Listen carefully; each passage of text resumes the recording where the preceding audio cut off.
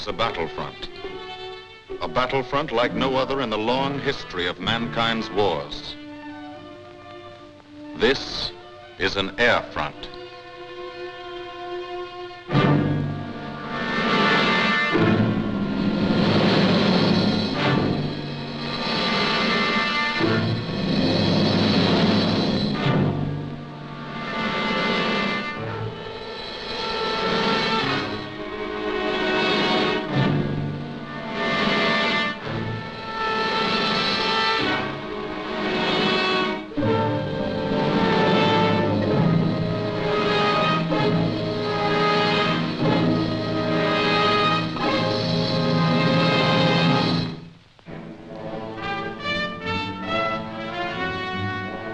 The working day begins, as it will end, with the ground crews, as much a part of the fortress as her wings. If you're a mechanic, you've got your own bomber. You get attached to it. But you know when your ship goes out on a mission, you may never see it again. So you do your work as well as it can be done, perfectly, because you wouldn't want anything to go wrong that would be your fault.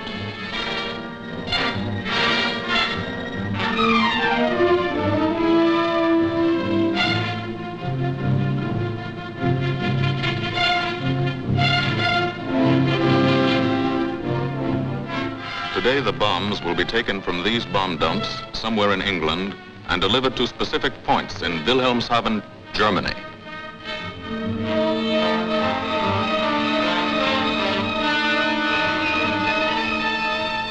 To deliver them is the job of the 8th Bomber Command, just a hauling job, yet one of the most difficult and complicated of military operations.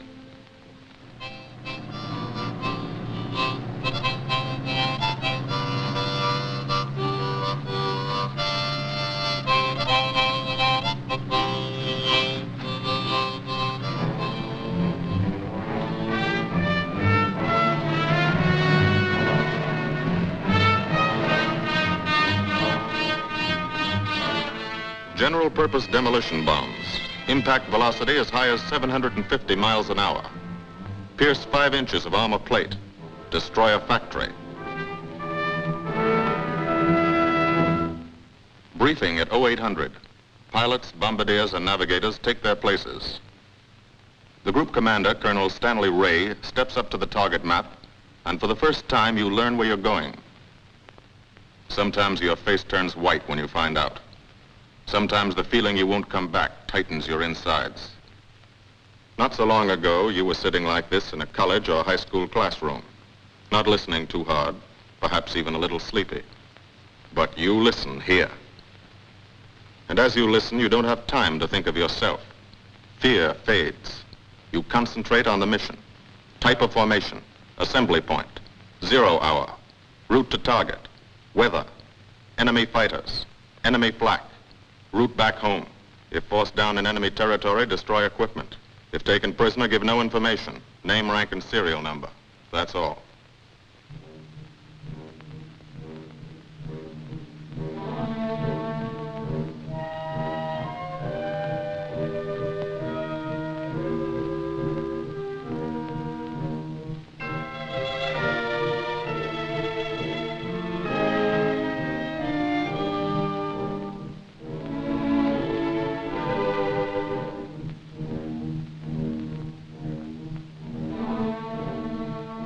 These are the passengers with one-way tickets.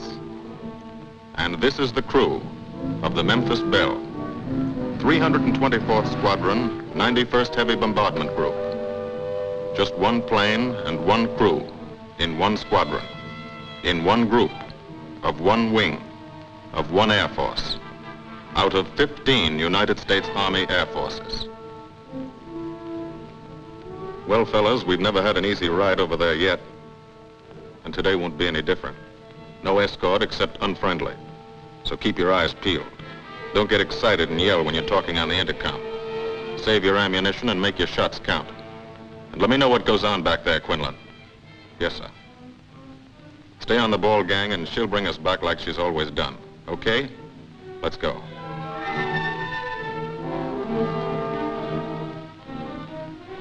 They have completed 24 missions. In this, the toughest theater of air war, the big league of sky fighting, their experience is priceless. And so, if the Memphis Belle comes back this afternoon, they will be sent to bring the vital lessons they have learned to thousands of air crew men in training at home. Home is America.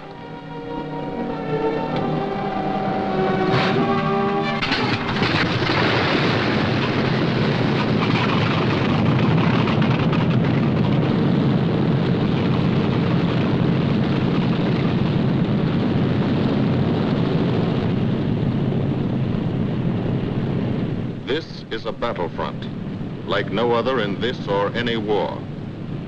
No monster armies, no booming cannon. Only the roaring engine sound of the bombers pounding through the quiet English countryside. This is an air front.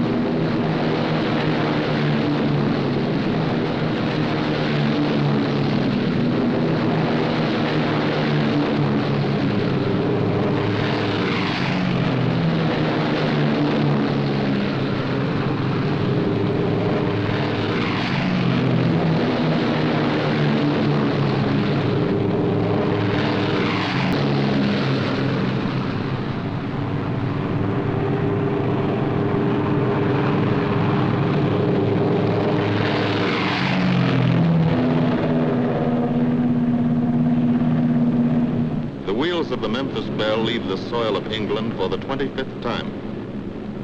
The friendly soil of England, with its ordered farms and rural hamlets, its country estates surrounded by formal gardens and well-kept parks. The England these Americans knew only from the classics they had to read in school. The England of the towns and cities, whose people have defended their island's freedom for over 1,000 years. But today, their countryside has changed. Today, their island has been converted into a gigantic bomber field, a super aircraft carrier anchored off the shores of Fortress Europe, with hangars and machine shops, with hundreds of dispersal points, perimeter tracks, and concrete runways. This is England in its 5th year of war.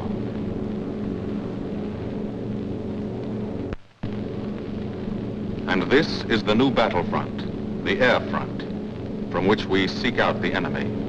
Not his infantry or his artillery, not his panzer divisions, but the greater menace, the industrial heart of his nation, the foundation on which the Nazi Empire and its armies stand, the power behind the German lust for conquest.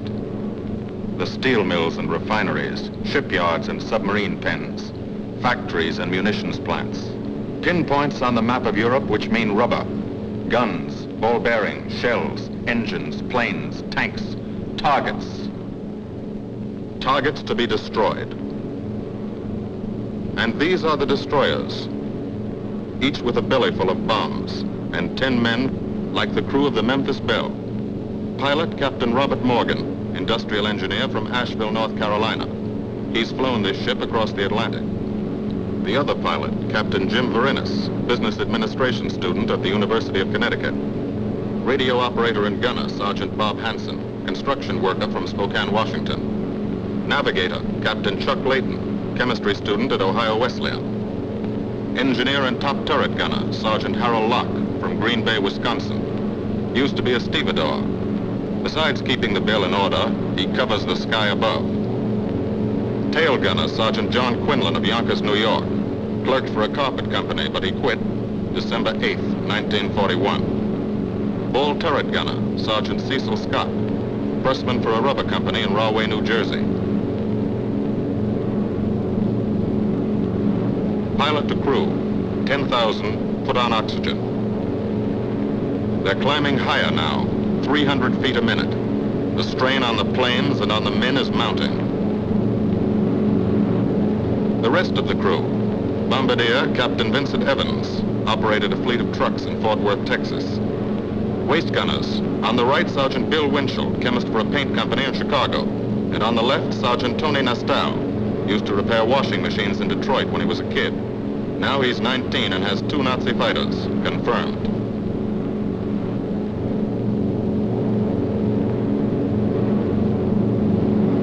It takes all of a pilot's strength to keep a 30-ton fortress in tight formation. But the formation is the bomber's best defense against enemy fighters. The planes are deployed to uncover every gun, stepped up and down, echelon to the right and left, arranged to overcome the danger of gunners firing into friendly ships, arranged so concentrated cones of fire from the caliber 50 machine guns cover the sky for 1,000 yards in every direction.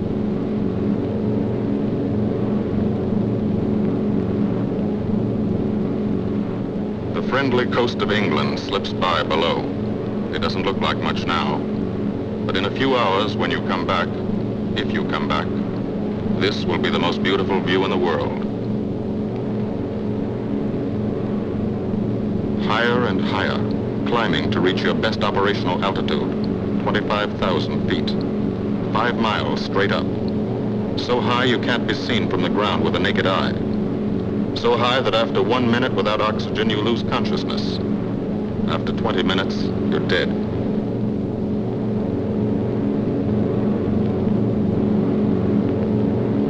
From now to the target, you go about your routine duties, plot your course, check your equipment, and wait, and think.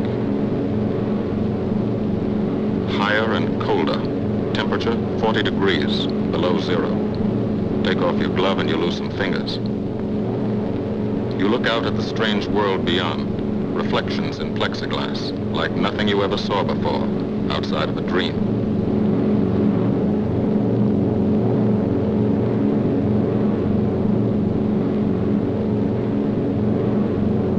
Higher and higher into the lifeless stratosphere, until the exhaust of the engines mixing with the cold, thin air condenses and streams the heavens with vapor trails.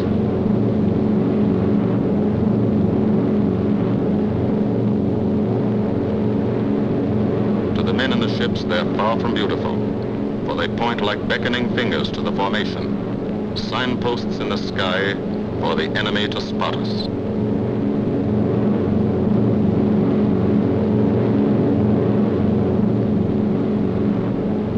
For these bombers to accomplish their mission, a plan is needed. Carefully worked out, timed to the minute. The job is to bomb Wilhelmshaven effectively and economically. The enemy is strong, skillful, determined to stop us. Here are his defenses. Airdromes, well dispersed.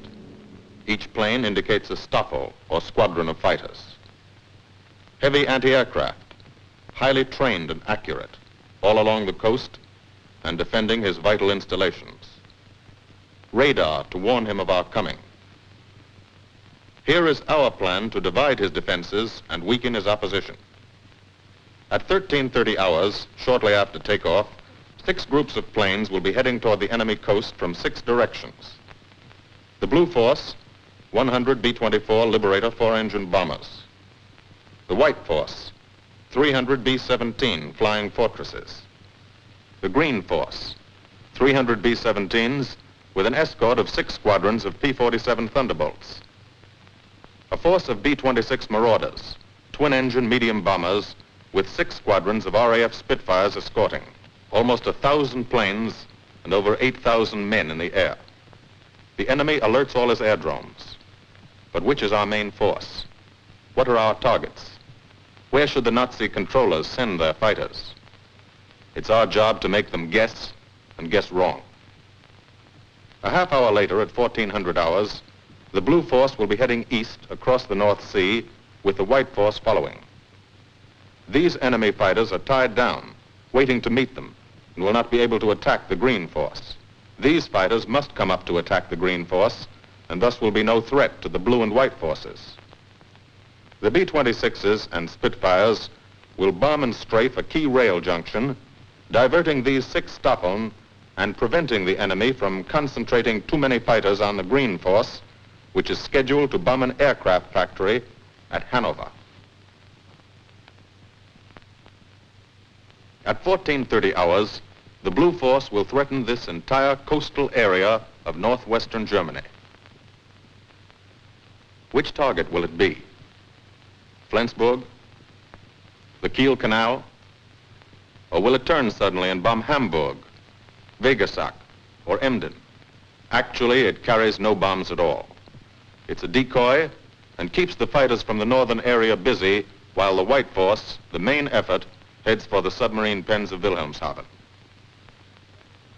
At 1500 hours, while the White Force is over its target, only a fraction of the available German fighter strength of the area can intercept it. Because of the Blue Force diversion and the simultaneous bombing of Hanover by the Green Force. This is the plan of battle for today, drawn up by the Combined Operations Planning Committee and approved by the Commanding General. The White Force, lead group, low squadron. We've crossed the invisible line of enemy radar. The Hun is expecting us.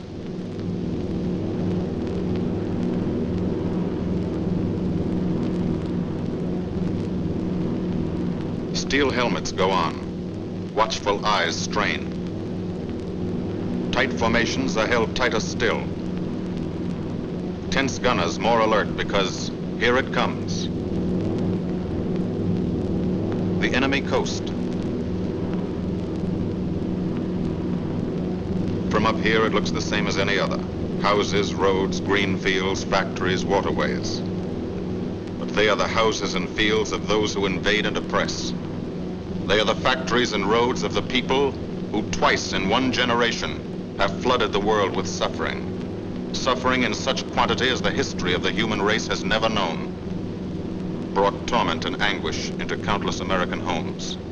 Gold stars and telegrams from the War Department.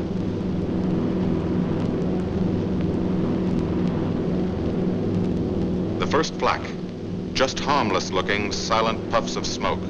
Only each puff is a shell exploding, throwing shrapnel around the sky. Exactly the range, accurate flak by radio prediction. 5 miles down, Nazi anti-aircraft batteries have calculated the altitude, speed, and course. Where will the next one hit? You try not to be there.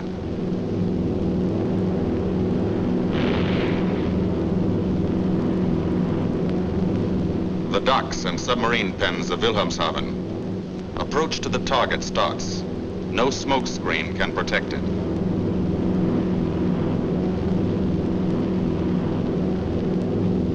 Now the enemy knows the path of your approach and walls that path with a flak barrage, but you fly right through it. Flak so thick you can get out and walk on it.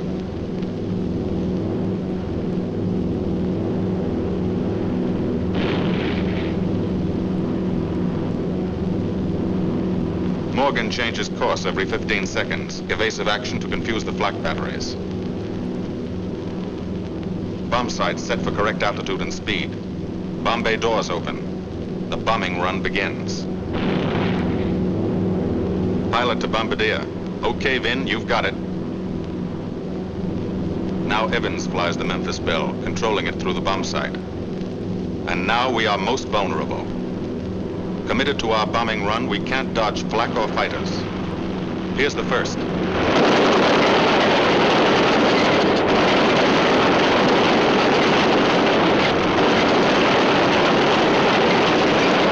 Top turret fires at him.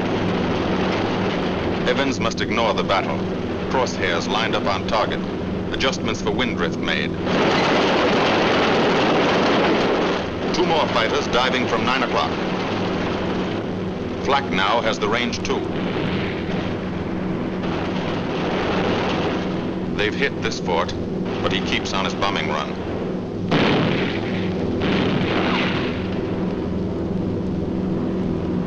As lead bombardier, Evans's aim must be good. Every other ship in the group will drop its bombs when he drops his. Now, one pointer on the bomb site moves toward another stationary pointer. The instant they touch, bombs will release.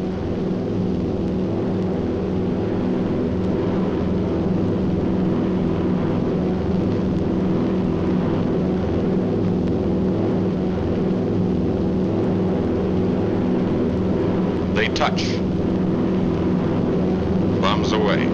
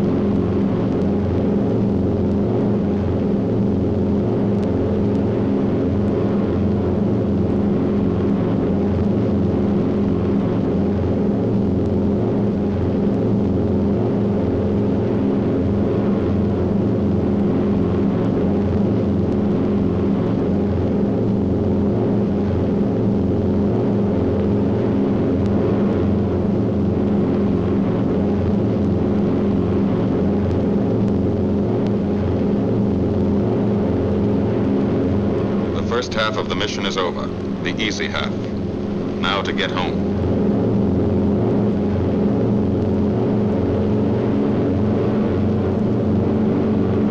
The flak stops. That means fighters out there somewhere. A staffer lurking behind that cloud, or hiding up in the sun where the glare blinds you and you can't see them, waiting to dive down on you. Fighters at 6 o'clock. This is what a gunner sees. A speck in the sky, that's a fighter. And then a blink, that means he's firing at you. 2,300 rounds a minute.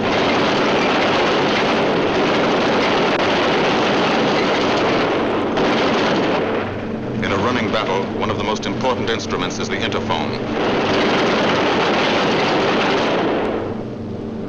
There's 4 of them, 1 o'clock high. They're coming around. Watch them.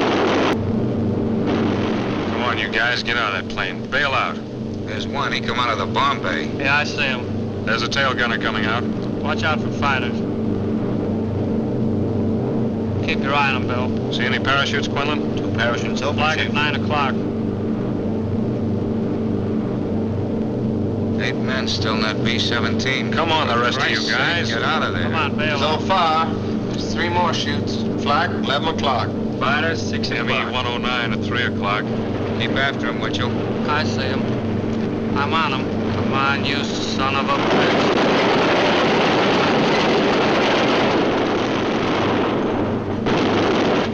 I got him. Quinlan, confirm that fighter. He got him, Chief. Look, he's bailing out. Damn it, don't yell on that intercom. Fighters, 10 o'clock.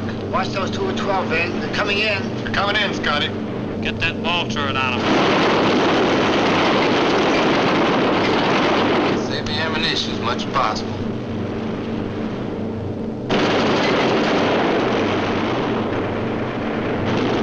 Watch that fighter coming in the 3 o'clock. He's coming in a half roll. Pull her up, Chief. Pull her up. Hurry.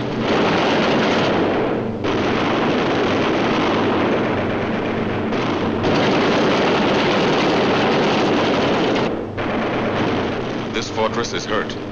Engine on fire, losing airspeed and altitude. Drifting into the flak, alone and helpless. A straggler. In a minute, Nazi fighters will swarm in like buzzards for the kill.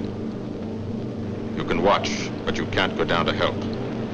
You keep your formation.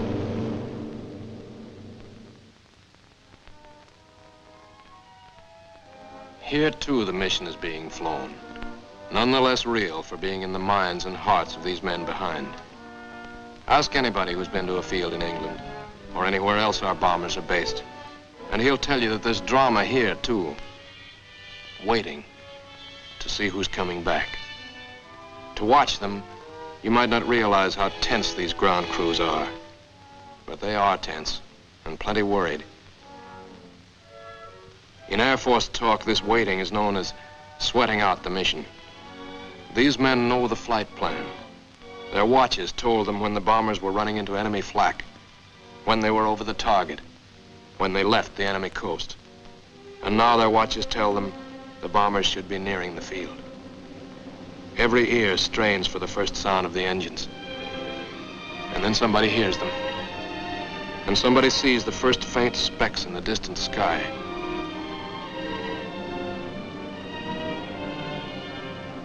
Every face turns to see and count. The watchers try to read the numbers on the ships. These planes have priority to land first. The colored flares mean wounded aboard. In the hospital window, these watching men know what that means. They know what it feels like to lie on a bouncing fortress floor for hundreds of miles through the frozen stratosphere in great pain, with the other men in your crew fighting to keep you alive until they hit the field. The field. Home. It'll be okay then, because there'll be medical care, the best, as soon as the wheels of your plane stop rolling.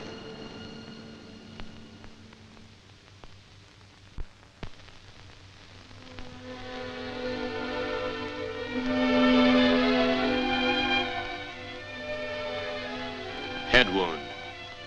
Concussion. 20-millimeter cannon shell exploded in his radio compartment. Shock. Internal injuries. He'll be all right, though. Flak burst scattered flying shrapnel. He's full of steel splinters. This pilot's leg is not a pretty sight. Neither are the docks at Wilhelmshaven. These men will all get the Purple Heart. And this man, too, posthumously.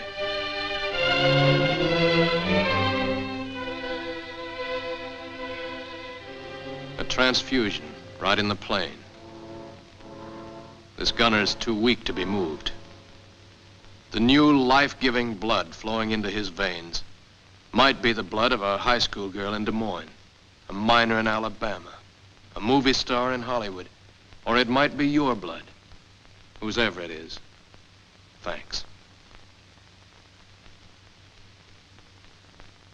36 planes left this field this morning. Now 6 more arrive. That makes 20 home. And this one's 21. More wounded aboard.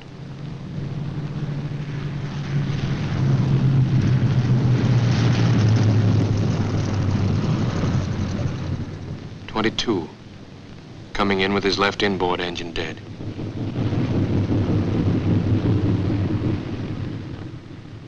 23, with a feathered prop on his left outboard engine. 24, Southern Comfort, with a chunk of tail gone.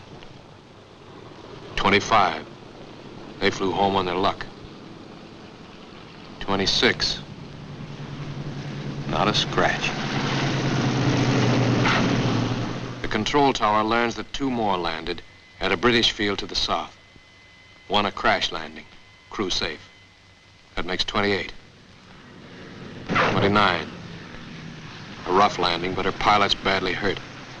It's a wonder he brought her back at all.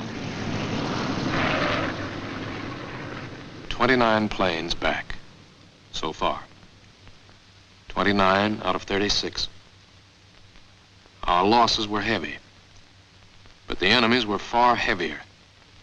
We destroyed a German aircraft factory, a rail junction, submarine pens, docks and harbor installations. That's specific, known damage. But who can tell the number of German torpedoes that will not be fired? The number of our convoys that will get through now? The soldiers and seamen's lives that will be saved? Or the battles that will be won instead of lost because of what these bombers and airmen did today?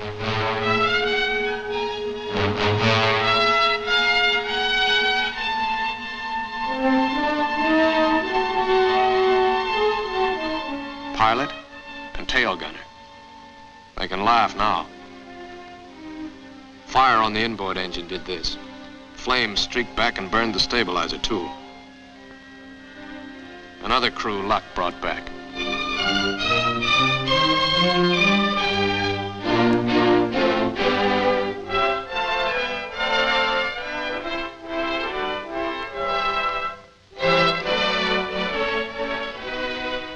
Here's old Belle. A pretty good airplane when it took off. Lost its nose, lost its navigator, bombardier wounded, top turret gunner and pilot hit. Hydraulic system shot out, no brakes, no flaps. But old Belle came back.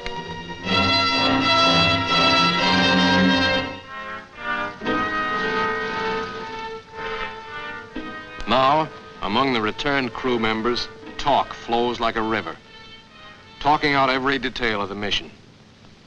These are the faces of combat, faces of Americans who have watched their comrades die, faces that can never forget the enemy, and they're in no mood to have their picture taken.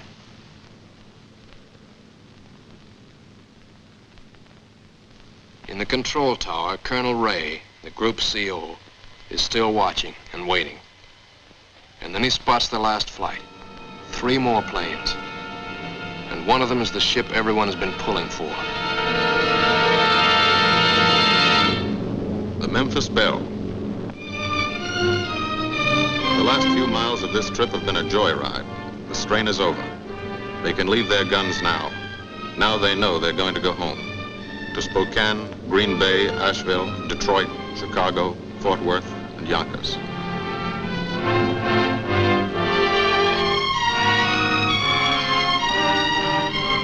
The Belle comes in for her landing.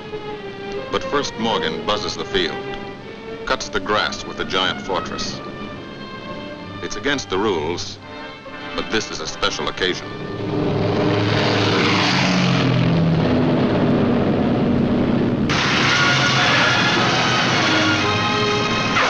The wheels of the Memphis Belle come back to the soil of England for the 25th time.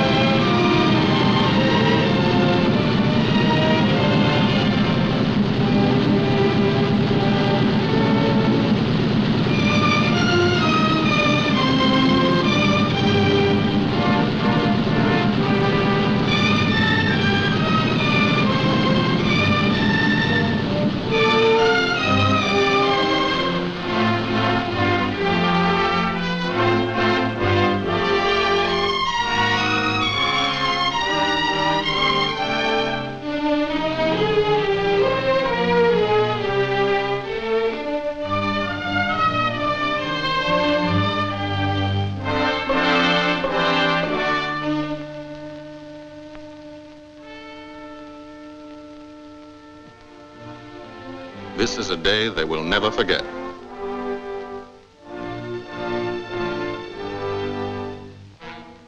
Another great day soon after, Brigadier General Hansel visited the field and presented the Distinguished Flying Cross to every member of the crew.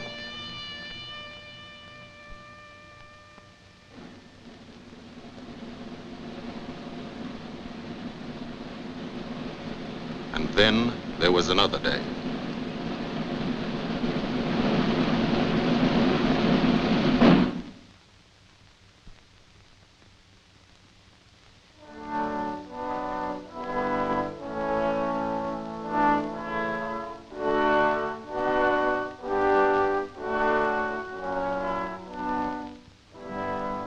Their Majesties, the King and Queen of England.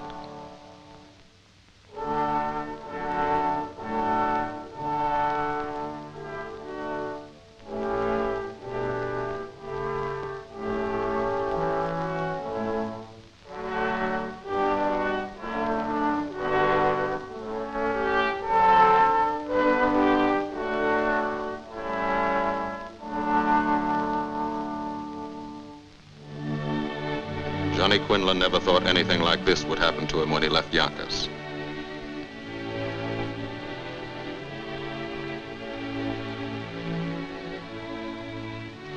The ground crew were a little self-conscious about being dressed in fatigues, but the Queen thought they were very nice.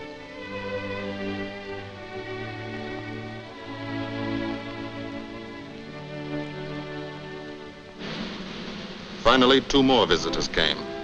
General Acre, commanding the 8th Air Force, and General Devers, U.S. commander of the European Theater. The Belle crew received them in flying clothes, as General Acre read the order for what he called their 26th and most important mission. Return to America to train new crews and to tell the people what we're doing here. To thank them for their help and support and tell them to keep it up so we can keep it up. So we can bomb the enemy again and again and again until he has had enough. And then we can all come home.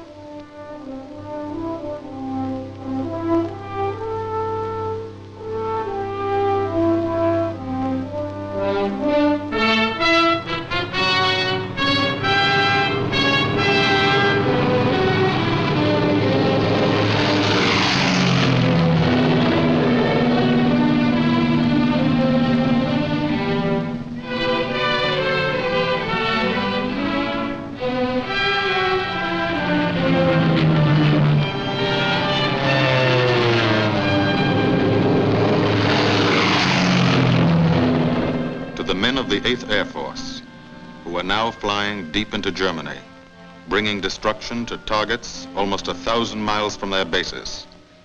Destruction like this. And who have never once been turned back by the enemy. To those men, this film is gratefully dedicated.